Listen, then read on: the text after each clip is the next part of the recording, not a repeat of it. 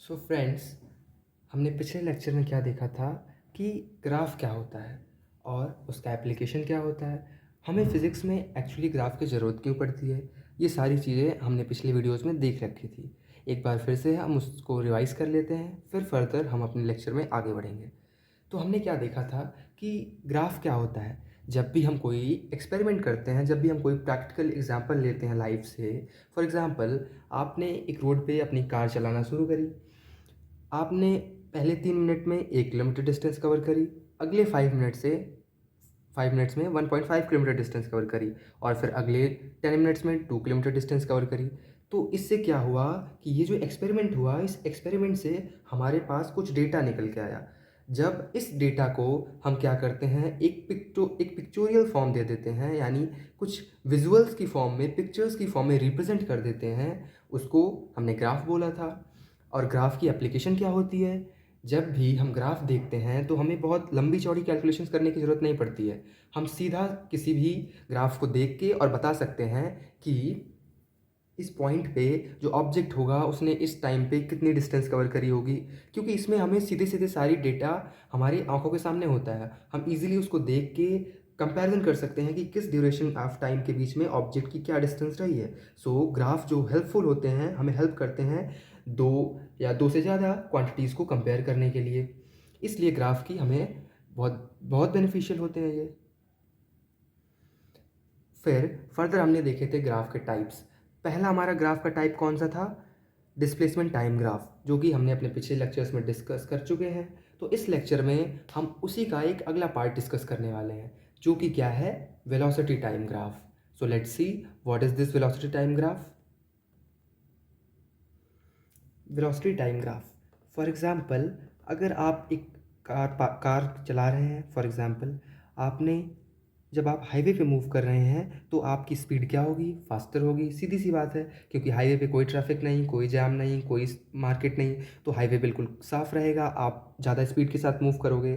So for example, जब आप यहाँ से यहाँ तक मूव कर रहे थे तो आपकी वेलोसिटी v1 थी। लेट सपोज यहाँ से यहाँ जाने में आपने टी वन यहाँ पे हम वेरिएबल चूज़ कर रहे हैं। जब हम एक्चुअल क्वेश्चंस देखेंगे तो वहाँ पे हमारे पास इन सारी वेरिएबल्स की वैल्यू दी गई होगी और हमें इसको लेके सॉल्व करना होगा।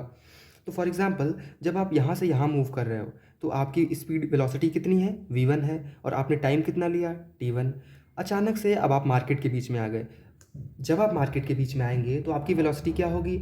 Obviously you have to retard, you have to decrease your velocity, because you can't move with the same velocity which you have attained during the on the highway. सो यहाँ से यहाँ तक आपकी वेलोसिटी क्या हो जाएगी? कम हो जाएगी। लेट सपोज यहाँ से यहाँ मार्केट था, ट्रैफिक था, लोग थे, तो आप v2 वेलोसिटी के साथ मूव किया आपने, और उस समय आपने टाइम कितना लिया? t2 अमाउंट ऑफ टाइम लिया। Means it is a sum amount of time which you have taken while moving from here to here, moving from here to here. फिर आपको थोड़ी रोड और अच्छी मिली, थोड़ी रोड और भीड़ कम हुई, तो यहाँ पे आप अलग वेलोसिटी के साथ मूव करोगे, यहाँ पे आपने अलग टाइम लिया। अब ये जो भी हमने पूरा प्रैक्टिकल एग्जांपल लिया है, इसी को अगर हम ग्राफ की फॉर्म में रिप्रेजेंट कर दें तो वो बन जाएगा हमारा velocity time graph. Simple. So let's see how we will plot it on the graph. अब हमने क्या किया है कि यहाँ पे हमने वेरिएबल्स को चूज़ किया था। हमने ये जो ग्राफ लिया है ये हमने सीधा वैल्यूज़ के लिए लिया है। मीन्स अब हम यहाँ पे वेरिएबल्स का यूज़ ना करके क्या लेंगे? डायरेक्ट वैल्यूज़ लेंगे। देखिए, फॉर एग्जांपल, जब आप ज़ीरो टाइम से मूव करना शुरू किया आपने, और आपकी स्पीड कितनी रही? आपने स्पीड अटेन करी 2 मीटर पर सेकेंड की। यहाँ पे हम मीटर पर सेकेंड यूज़ कर रहे हैं, ये वेलोसिटी, ये टाइम। इस एक्सिस पे हमारा टाइम है कि कितना टाइम लगा, और इस एक्सिस पे हमारी वेलोसिटी है। तो जब 0 से 1 सेकेंड हुआ तो उस समय जो आपकी कार थी या जो ऑब्जेक्ट था उसने कितनी वेलोसिटी अटेन कर ली? 2 मीटर पर सेकेंड की। फिर अब रोड खाली था, रोड बिल्कुल सही था, तो वो इसी वेलोसिटी के साथ मूव करता रहा, मूव करता रहा, मूव करता रहा। कब तक? जब तक कि 3 सेकेंड्स नहीं हो गए।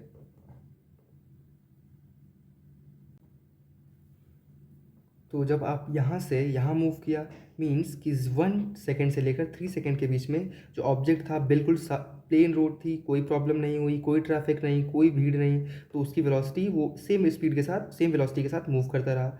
फिर अचानक से क्या हुआ कि भीड़ आ गई, मार्केट आ गया, तो उसको क्या करना पड़ेगा, अपनी वेलोसिटी डिक्रीज़ करनी पड़ेगी। तो अगले 1 सेकेंड में इसने क्या किया, अपनी वेलोसिटी डिक्रीज़ करके 1 मीटर पर सेकेंड पे ले आया। फिर रोड सही हुई तो फिर ये अपनी स्पीड इंक्रीज़ करेगा, और ऐसे ही हमारे पास ग्राफ आ जाएगा। अब अगर हम इसको ऑब्ज़र्व करें तो हम कैसे इस ग्राफ को देख के इस इक्वेशन को या किसी भी प्रैक्टिकल एग्जाम्पल को समझ सकते हैं, किसी भी ऑब्जेक्ट के मोशन को ग्राफ को देख के समझ सकते हैं, तो उसको देखते हैं। हम क्या करते हैं, इन डॉट्स को मिलाते हैं और हमें क्या मिलेगा कि जब 0 से 1 सेकेंड हुआ तो ऑब्जेक्ट ने कितनी वेलोसिटी अटेन करी, 2 मीटर पर सेकेंड, या कितनी वेलोसिटी तक पहुंच गया वो, 2 मीटर पर सेकेंड। फिर अगले 1 सेकेंड से लेकर 3 सेकेंड के बीच में जो ऑब्जेक्ट था उसकी वेलोसिटी क्या थी, 2 मीटर पर सेकेंड कांस्टेंट बनी रही। मीन्स कि रोड बिल्कुल सही थी, ऑब्जेक्ट को अपनी वेलोसिटी चेंज करने की ज़रूरत नहीं पड़ी और वो सेम वेलोसिटी के साथ मूव करता रहा। फिर अगले अगले 1 सेकेंड के बीच में क्या हुआ, ऑब्जेक्ट ने अपनी वेलोसिटी जो थी वो डिक्रीज़ करके 2 मीटर से कहाँ पे ले आ दी, 1 मीटर पर सेकेंड पे। और इसी तरह फर्दर जो भी हमारे पास डेटा होगा हम उसको ग्राफ पे रिप्रेजेंट कर देंगे। तो इस तरह से हम वेलोसिटी टाइम ग्राफ बनाते हैं। जो हमारी एक्स एक्सिस होती है उस पर हम टाइम को रिप्रेजेंट करते हैं, और जो हमारी वाई एक्सिस होती है उस पर वेलोसिटी को, और जो भी डेटा हमारे पास आया है एक्सपेरिमेंट से उसको हम इस ग्राफ पे प्लॉट करते हैं और हमारे पास डेटा आ जाता है। अब ज़रा कुछ एग्जांपल्स देख लेते हैं जिसमें हम फाइंड आउट करेंगे वेलोसिटी ग्राफ का यूज़ करके। सो लेट्स सी दोज एग्जांपल्स में हमें क्या सीखने को मिलता है। ये हमारे पास एक ग्राफ है जो कि एक वेलोसिटी टाइम ग्राफ है। इसमें अगर हम ऑब्जर्व करें तो क्या है कि जब ऑब्जेक्ट 0 से 1 सेकेंड के बीच में है, means at the 1 second, at t equals to 1 second, जो वेलोसिटी है वो कितनी है ऑब्जेक्ट की, 2 मीटर पर सेकेंड। ठीक, उसके बाद at t equals to 2 second जो वेलोसिटी है ऑब्जेक्ट की वो कितनी है, at t equals to 2 second velocity of the object is 4 metre per second. and at t equals to 3 second the velocity of the object is 6 meter per second, and velocity at t equals to 4 second, what is the velocity at t equals to 4 second, it is 8 meter per second। तो simply हमने क्या किया, हमने graph से actual data निकाल लिया, या फिर हमारे पास ये डेटा दिया हो हम इसे ये ग्राफ बना सकते हैं। अब एक चीज़ हमें सीखनी है इसमें कि ये जो लाइन है ये क्या है, इस लाइन का स्लोप हमें पता है क्या होता है। स्लोप क्या होता है ये हमने पिछले लेक्चर्स में कवर किया हुआ है। स्लोप होता है कि Y axis upon X axis, यानी वाई एक्सिस के पॉइंट्स में चेंज जो हो रहा है with respect to X axis. For example इस लाइन का अगर हमें सोर्स स्लोप फाइंड आउट करना हो तो हम क्या देखेंगे कि वाई एक्सिस में क्या चेंज हो रहा है। जब ये लाइन ऊपर बढ़ रही है तो हमें देखने को मिल रहा है कि वाई एक्सिस 3 से 4 चला गया और जो टाइम पे था वो 1 से 2 चला गया, यानी कि delta Y upon delta X. अब ये डेल्टा क्या है, ये डेल्टा कुछ नहीं है, डेल्टा रिप्रेजेंट करता है change in the coordinates of the Y and the X axis. तो अगर देखा जाए तो यहाँ से यहाँ तक चेंज क्या हुआ, 4 माइनस 2, और हमें पता है कि y2 माइनस y1, और y2 और नीचे हो जाएगा x2 माइनस x1, और y2 क्या है, y2 4 है और y1 2 है, और x2 क्या है, 2 है, और x1 1 है। तो हम यहाँ पे जब इन वैल्यूज़ को रख के फाइंड आउट करेंगे तो 4 minus 3 upon 2 minus 1 equals to 1 upon 1 which is equals to 1। ये इस लाइन का स्लोप आ गया। और अगर हम ध्यान से ऑब्जर्व करें तो ये जो y2 माइनस y1 आ रहा है यही तो वेलोसिटी में चेंज भी है। Means at t equals to 1 velocity was 3 metre per second, and at t equals to 2 the velocity of the object is 4 metre per second. तो ये जो स्लोप आ रहा है ये वही फॉर्मूला बन रहा है जो फॉर्मूला हमने पढ़ा है एक्सेलरेशन के लिए। एक्सेलरेशन क्या होता है, change in velocity upon change in time. और चेंज इन द वेलोसिटी मतलब क्या कि इस एक्सिस पे, इस वाई एक्सिस पे वेलोसिटी में जो चेंज हो रहा है, जैसे ऑब्जेक्ट जब t इक्वल्स टू 1 सेकेंड पे है तो इसकी वेलोसिटी 2 मीटर पर सेकेंड है, at t equals to 2 object की वेलोसिटी 4 मीटर पर सेकेंड है। तो यहाँ से यहाँ वेलोसिटी में चेंज भी तो हुआ है 2 मीटर से 4 मीटर पर सेकेंड। तो अगर वेलोसिटी में चेंज हमें फाइंड आउट करना हो तो क्या हो जाएगा, 4 माइनस 2 अपॉन टाइम में क्या चेंज हुआ है 1 से 2, that is 2 minus 1, and it will be equal to sorry, यहाँ पे एक गलती हो गई थी, यहाँ 4 - 2 होगा, तो ये जो हमारे पास डेटा आएगा ये 2/1 आएगा और ये हो जाएगा 2। तो यहाँ से जब हम फाइंड आउट करेंगे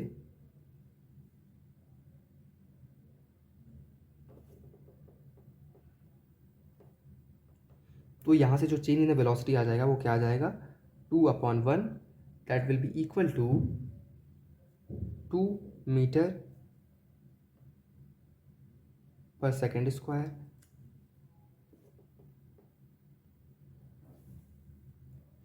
तो यहाँ से हमें क्या देखने को मिला, यहाँ से हमें ये समझ में आ रहा है कि जब भी हम एक वेलोसिटी टाइम ग्राफ का जो स्लोप होता है वो फाइंड आउट करते हैं तो वही स्लोप की वैल्यू जो होती है वो एक्सेलरेशन की वैल्यू भी हो जाती है, यानी कि स्लोप इक्वल्स टू एक्सेलरेशन होता है। हमने क्या सीखा कि वेलोसिटी क्या होती है, वेलोसिटी टाइम ग्राफ क्या होता है, उसको कैसे प्लॉट करना है, ग्राफ को देख के उससे डेटा कैसे निकालना है, फिर ग्राफ से स्लोप कैसे फाइंड आउट करना है, और उस स्लोप से फिर हमने कंपेयर किया कि जो स्लोप आता है वेलोसिटी टाइम ग्राफ में लाइन का वही होता है एक्सेलरेशन, यानी कि हम कह सकते हैं कि जो एक्सेलरेशन है वही स्लोप ऑफ द लाइन हो जाएगा। और यहाँ पे इसको ऑब्जर्व करके हम बता सकते हैं, स्लोप फाइंड आउट करके हम बता सकते हैं कि जो ऑब्जेक्ट का वो एक्सेलरेशन हुआ है या रिटार्डेशन हुआ है, सिंपली।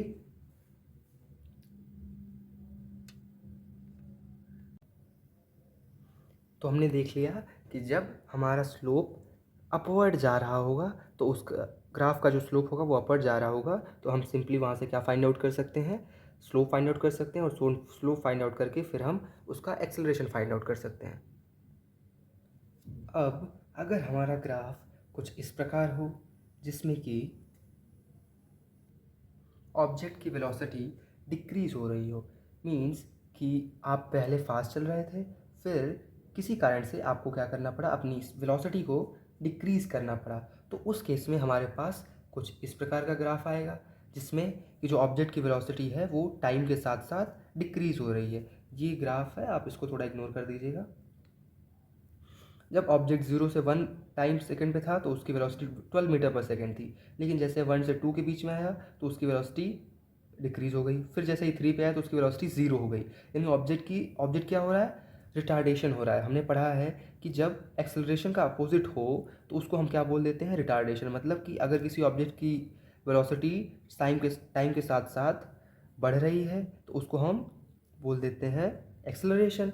अगर ऑब्जेक्ट की वेलोसिटी टाइम के साथ साथ डिक्रीज़ हो रही है उसको हम क्या बोलेंगे, उसको हम बोलेंगे रिटार्डेशन।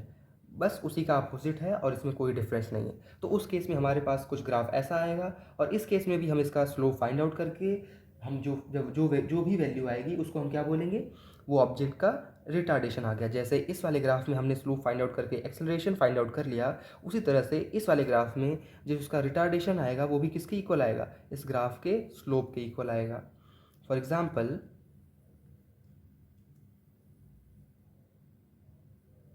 अगर देखा जाए तो वाई एक्सिस पे हमें रिटार्डेशन पता है क्या होता है, या स्लोप बोल दो अब क्या होता है, हमें ये भी पता है। तो रिटार्डेशन को मैं आर से लिख रहा हूँ, फिर change in the velocity means change in the velocity final velocity minus initial velocity. Okay, final velocity minus initial velocity, तो फाइनल वेलोसिटी ऑब्जेक्ट की क्या है, 12, माइनस इनिशियल वेलोसिटी 0 थी। या आप इसको ऐसे समझो, फाइनल वेलोसिटी ऑब्जेक्ट की क्या हो गई, 0 हो गई, और इनिशियल वेलोसिटी थी 12 अपॉन में टाइम, फाइनल टाइम 3 है और नीचे 0। तो जब इसको हम सॉल्व करेंगे तो क्या आएगा, 12 में से 0 माइनस करेंगे तो क्या आएगा, माइनस का 12, और 3 में से 0 सब्ट्रैक्ट करेंगे तो 3 आएगा, और इसको सॉल्व कर देंगे, हमारे पास क्या आ गया, -4 मीटर/सेकेंड स्क्वायर। तो जब भी हमारा रिटार्डेशन होता है तो जो भी हमारी वैल्यू आती है उसमें एक नेगेटिव साइन आ जाता है। ये जो नेगेटिव साइन होता है एक्सेलरेशन की वैल्यू को फाइंड आउट करते हुए, जब भी आपको कहीं एक्सेलरेशन की वैल्यू दे रखी हो और आपको उसमें नेगेटिव साइन दिखे तो आप तुरंत समझ जाइएगा कि जो ऑब्जेक्ट है उसका क्या हुआ है, रिटार्डेशन हुआ है, यानी कि टाइम के साथ साथ जो ऑब्जेक्ट है उसकी वेलोसिटी क्या हुई है, डिक्रीज़ हुई है। तो नेगेटिव साइन मीन्स ऑब्जेक्ट की वेलोसिटी डिक्रीज़ हो रही है, और पॉजिटिव साइन मीन्स ऑब्जेक्ट की वेलोसिटी इंक्रीज़ हो रही है। तो हमने क्या क्या देखा कि वेलोसिटी क्या है, उससे ग्राफ पे कैसे प्लॉट करना है, उससे रिटार्डेशन कैसे फाइंड आउट करना है, उससे एक्सेलरेशन कैसे फाइंड आउट करना है, स्लोप और एक्सेलरेशन में रिलेशन देखा, और यहाँ पे हमारा जो वेलोसिटी टाइम ग्राफ है ये कंप्लीट होता है। अब हमने आने वाले लेक्चर्स में हम क्या देखेंगे कि इस ग्राफ का यूज़ करके हम कुछ फार्मूलाज डिराइव करेंगे। मीन्स अभी तक हमने 8th क्लास तक ये पढ़ा कि हमें केवल फॉर्मूले बता दिए जाते थे और हम याद कर लेते थे उनको। लेकिन अब क्या है, अब हमें प्रैक्टिकल सिचुएशन देख के खुद ब खुद वहाँ से फॉर्मूले बनाने हैं और फिर उन फार्मूलोज़ का यूज़ करके हमें क्या करना है, अपने जो क्वेश्चंस होंगे उनको सॉल्व करना है। सो अगले लेक्चर में हम देखने वाले हैं इक्वेशन ऑफ ग्राफ।